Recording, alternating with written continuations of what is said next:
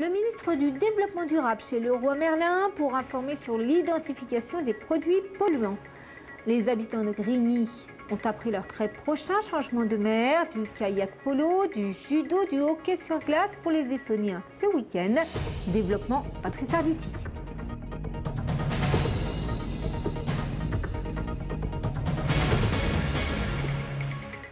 Bonsoir, et pour aider les lycéens à s'orienter après le bac, 130 cars partaient ce matin d'un grand nombre de villes d'Île-de-France et convergeaient vers la grande halle de la Villette où se tenait un grand salon. 40 000 lycéens en tout pouvaient y être reçus par des conseillers d'orientation en entretien individuel, également par des entrepreneurs de grandes écoles, des universités, des BTS ou des IUT. Christophe Garnier et Alexandre de la Péchardière ont évidemment suivi les jeunes Essonniens.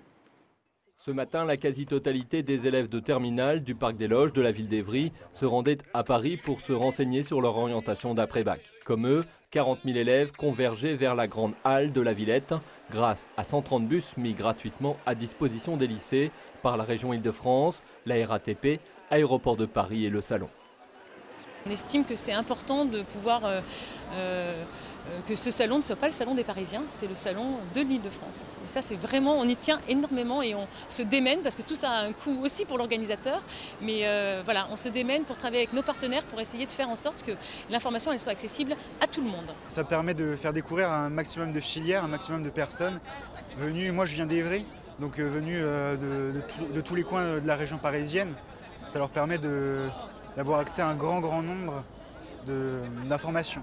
Stéphane rêve d'entrer à Sciences Politiques, mais tous ne sont pas aussi décidés que lui. Le salon propose des entretiens individuels avec des conseillers d'orientation pour éviter aux adolescents de se noyer dans une mer d'indécision. Malgré cette masse d'informations, certains Évriens trouvaient ce matin très bien les classes prépa du lycée du Parc des Loges d'Évry.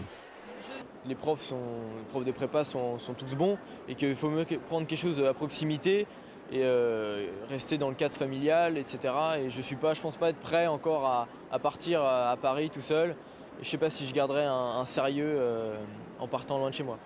Avec ses 150 exposants et ses 10 000 mètres carrés, le salon de la Halle de la Villette peut aider les élèves comme Julien à confirmer leur choix. Il dure jusqu'à demain soir, les adolescents qui ont jusqu'à fin mars pour décider de leur avenir d'après-bac.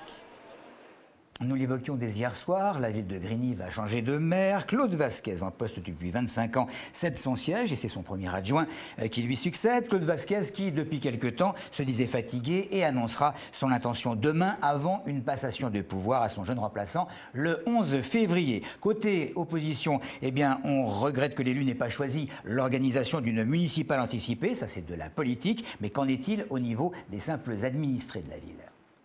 On veut le changement. Et il n'y a pas que le maire qui va peut-être changer, peut-être aussi le président. Donc c'est juste un changement. La France veut de nouvelles idées, ainsi bien que le développement de l'Essonne. Bon, je l'aimais bien, mais on verra. Je pense qu'il va poursuivre le travail de M. Vasquez. Voilà, je pense que c'est ça. On le souhaite, hein. On le souhaite. Tout le monde attend du changement, y compris à Grigny ou ailleurs. Dès longtemps qu'on change de personne, ça ne sera pas la même façon de faire. Il était bien l'autre. On avait l'habitude, ça faisait des années qu'il était là. Je ne connaissais pas le maire, mais j'en ai pas entendu parler en bien. Donc je pense que ça peut être qu'une bonne chose. Il passe le relais à la jeunesse. Il fait confiance justement à Philippe Rio qui a de grandes compétences et qui est jeune, quoi.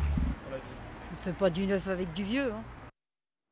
L'étiquetage de certains produits susceptibles d'émettre des composés organiques volatiles en question, c'est la raison pour laquelle Nathalie Kosciusko-Morizet, la ministre du Développement durable, se trouvait tout à l'heure officiellement chez Leroy Merlin à Massy. Il s'agissait de présenter le nouvel étiquetage sur les produits de construction et de décoration visant à identifier, bien sûr, les produits plus ou moins polluants. Audrey Coll et Maëlys Granier. C'est à la qualité de l'air intérieur que la ministre de l'écologie, Nathalie Kosciusko-Morizet, a décidé de s'atteler. Partant du principe que nous passons en moyenne plus de 80% de notre temps à l'intérieur, nous serions exposés à de multiples pollutions venant des peintures, des sols, de la décoration. Contre cela, un nouvel étiquetage est entré en vigueur depuis le 1er janvier 2012. Cette étiquette, produit par produit, va donner une note de A plus à C, qui va permettre de mesurer l'impact de ces produits sur la santé avec l'émission des composants organiques volatiles. Les maladies allergiques concernent 25 à 30% de la population et l'asthme touche près de 3,5 millions de personnes.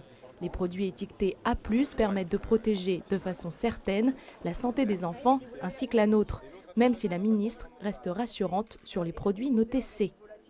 Les produits ne sont pas forcément dangereux en soi, après ça dépend de l'usage que vous en faites. Pour une chambre d'enfant, c'est clair, il faut prendre du A+ ou du A. Maintenant, si c'est pour repeindre un grenier dans lequel une fois par an, vous irez ranger un carton ou récupérer le vélo du petit pour l'été, évidemment, c'est pas du tout la même chose.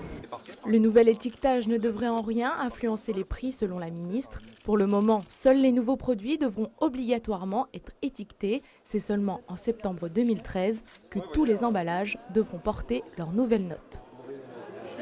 Il est policier et même depuis presque 40 ans, c'est le patron départemental des policiers, Jean-Claude Borel-Garin, qui a reçu la Légion d'honneur. C'est la valorisation d'un travail de terrain, a estimé l'ancien numéro 2 du RAID. Selon l'Observatoire international des prisons, il y aurait 3379 détenus à Fleury-Mérogis, alors que la maison d'arrêt ne dispose que de 2563 places. Ça fait quand même une différence de 816. En tout cas, le profiter d'une permission de Noël pour s'éclipser, apparemment en cours toujours. Il avait bénéficié de cette permission parce que l'administration n'avait pas relevé le fait que l'homme devait à nouveau comparaître devant la justice. Après les bûches de Noël, les pâtissiers attaquent les galettes des rois. Aujourd'hui, jour de l'épiphanie, la fête des rois. Et à la boulangerie du Duc d'Orsay, c'était le grand rush. On voit ça avec Claire Colombel et Calypso Petro. Ce matin, c'est l'effervescence dans l'arrière-boutique, puisque 300 à 400 galettes de toute taille, individuelles à 8-10 parts, vont être façonnées. Pour réaliser de bonnes pâtisseries, il faut de bons produits et surtout beaucoup de temps. À noter, 24 heures sont nécessaires pour obtenir une galette. Voici les différentes étapes après la fabrication de la pâte. On fait notre frangipane, notre crème d'amande. Et après, donc, le garnissage, on les dore une première fois. On les met au frigo de l'histoire que la première couche de dorure croûte. C'est ce qu'on appelle ça croûter. On les redore une autre fois et après on les raille. Et après seulement on les met au four. Pour le boulanger chargé de la cuisson, il faut jongler entre les baguettes, les viennoiseries et toutes ces galettes. Ça me fait plus de boulot parce que avec les baguettes, tout ça, ça me prend de la place dans le four. Grosso modo, c'est 1 heure. 1 heure, puis on regarde comment qu'elle est dorée, puis après on la sort, puis un coup de sirop. À l'origine, l'épiphanie est une fête chrétienne célébrant l'arrivée des rois mages auprès de Jésus. Aujourd'hui, c'est l'occasion de se réunir entre amis, collègues ou familles. La traditionnelle galette frangipane reste en tête des ventes, mais pour ceux qui veulent changer, les pâtissiers proposent d'autres parfums. Pommes, poire chocolat et framboise crème d'amande. Pendant la dégustation, n'oubliez pas de faire attention à la fève. Et on termine par le sport et d'abord le kayak. Rendez-vous demain et dimanche au centre nautique de Corbeil-Essonnes pour un tournoi national de kayak polo. Donc durant 2 jours, l'élite nationale de la discipline va offrir de nombreux matchs pour nous permettre de découvrir cette discipline très spectaculaire au programme de très nombreux clubs comme Avranches, Strasbourg, mais aussi Agen ou encore Montpellier. Finale du tournoi dimanche à 14 h. Le meilleur du judo essonnien présent chez les jeunes qui vont tenter de lancer dans la course à la médaille demain et dimanche à l'Institut du judo de Paris, Sainte-Geneviève-des-Bois, mais aussi Chilly-Mazarin ou encore l'AJ91 qui vont tenter de monter sur les podiums du championnat de France. Et puis les Jettes de Viry, là c'est du hockey qui nous attendent dimanche à 20h30 pour le premier match de l'année 2012 en Division 3. Voilà donc pour l'essentiel. Merci de nous avoir suivis.